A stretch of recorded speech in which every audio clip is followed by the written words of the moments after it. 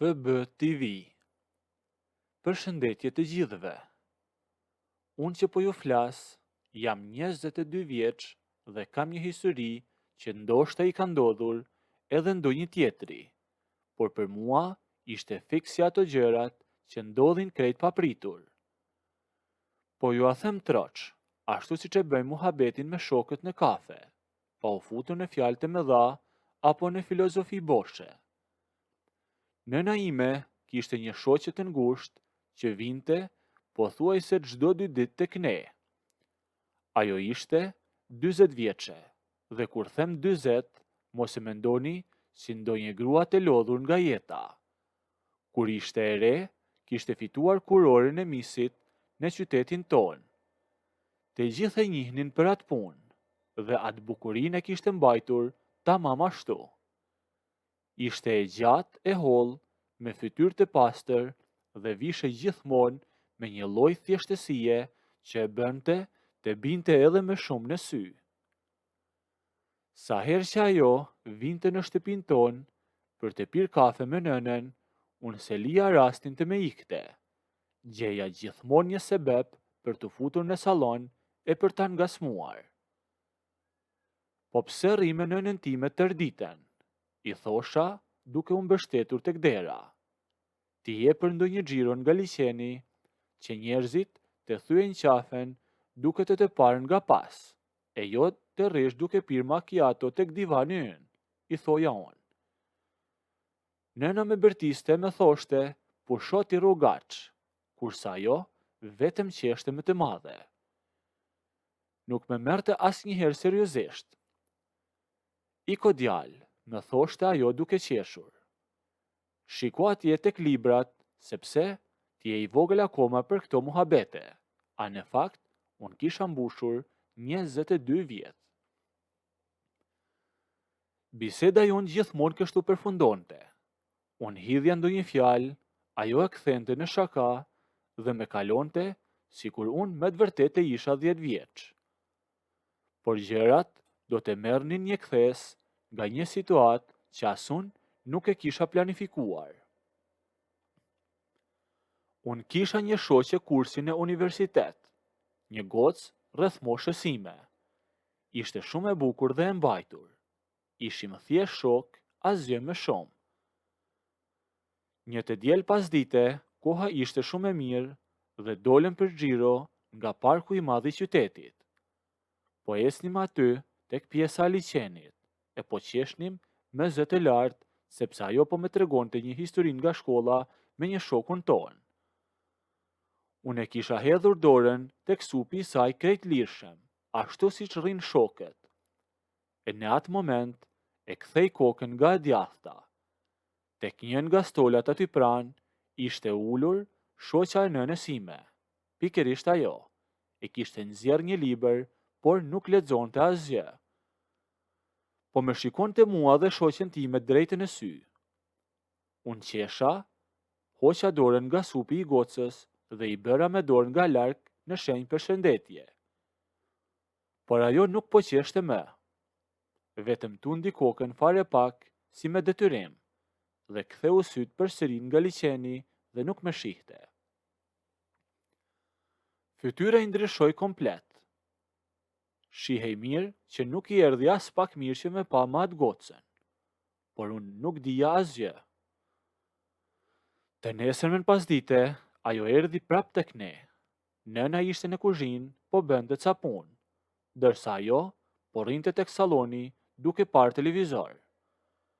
Unë dola nga dhoma ime dhe i shkova pranë. Si kalove sot, e pyeta. Ajo ktheu kokën, syti kishte serioz. Nuk kishte më atë dritën e shakas që kishte gjithmonë me mua. Mirë kalova, më tha ajo.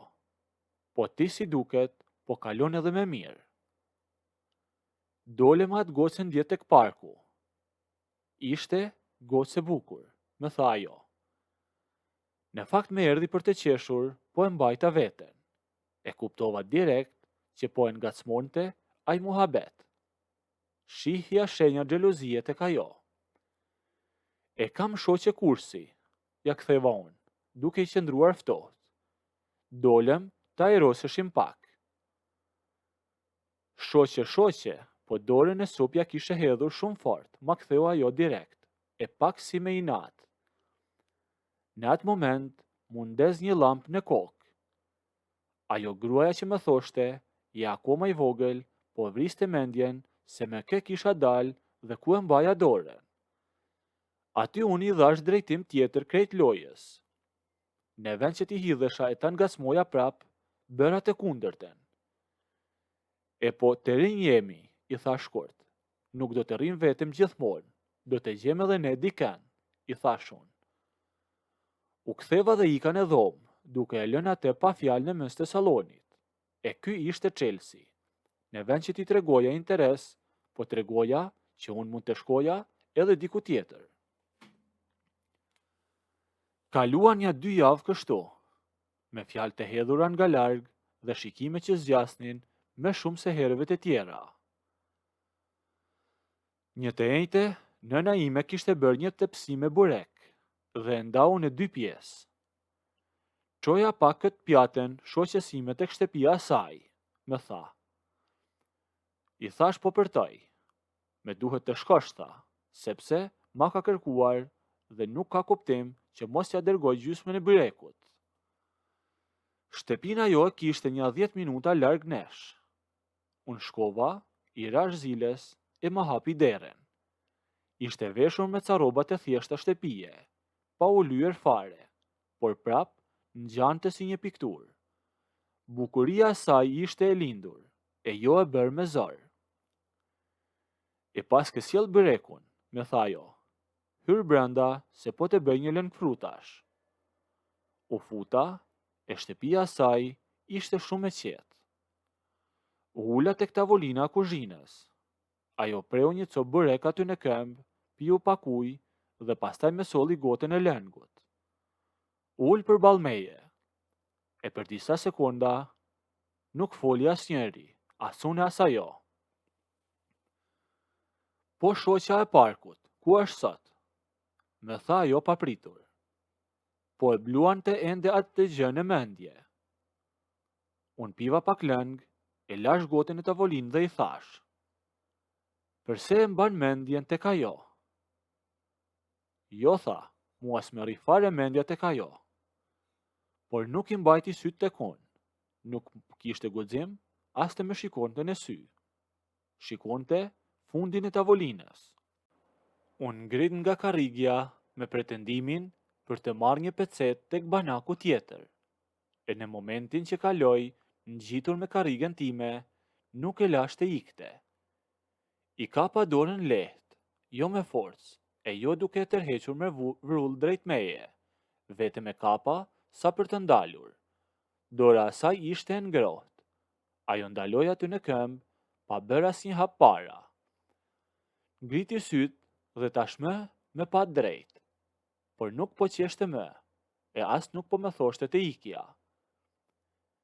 Mendja jote ka shumë kohë që rri aty, i thash unë, derisa unë ngrita pak nga karriga, thjesht sa për t'ju ofruar. Nuk ja hodha duart në bel, as nuk e tërhoqa pas trupit tim si një i çmendur. Nuk desha ta trembja, thjesht qëndrova përballë saj, kaq afër sa merrnim frym bashk. Ajo nuk lëvizi, syt i mbajti tek syt e mi, e unë e ofrova fytyrën shumë ngadalë. I lash gjithë kohën e botës që ajo ta kthente kokën anash ose të bënte një hap pas nëse vërtet nuk donte, por nuk lëvizi. E kur ndjeu afrimin tim, ajo vetëm mbylli syt, e buzët tona u preken me një butësi që nuk e prisja. Nëse doni të ndëgjoni historinë deri në fund, bëjini videon like, a nëse nuk doni, abonohuni ose bëjini subscribe.